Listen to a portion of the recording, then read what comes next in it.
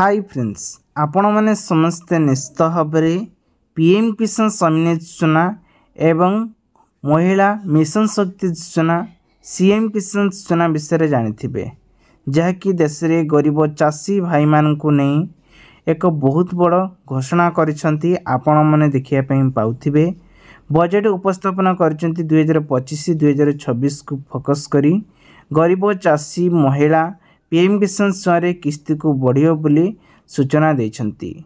अर्थात अर्थमंत्री सीतारमण आ किछि दिन पर यह संस्था को पुणी बढ़िया बोली सूचना देछंती।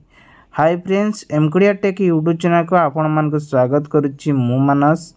आपण माने प्रथम करी आम चैनल को नया करे चैनल सब्सक्राइब रखंतु, पाखरस्थ बेल आइकन से ऑल बटन प्रेस करंतु। दर्शक बंधु, आगु को आसुची लोकसभा निर्वाचन। ए निर्वाचन वर्ग गुड़िकरे प्रभाव अधिक थिला, तेणु सेमानंकु खुशी करिबा लागि बजेट सबु प्रकार प्रयास करुची कहा जायछि।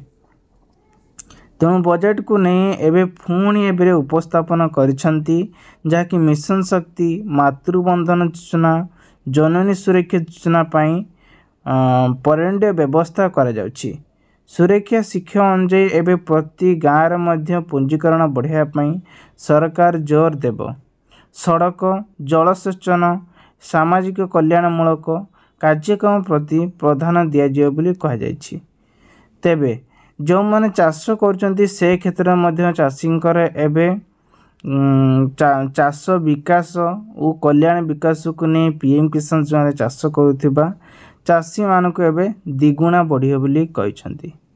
प्रधानमंत्री फसल बीमा योजना व्यापक कराजिबो। जलवायु परिवर्तन प्रतिकूलक प्रभाव द्वारा प्रभावित होउथिबा चाष क्षेत्र में लाठी माध्यम एबे बजेट व्यवस्था रही।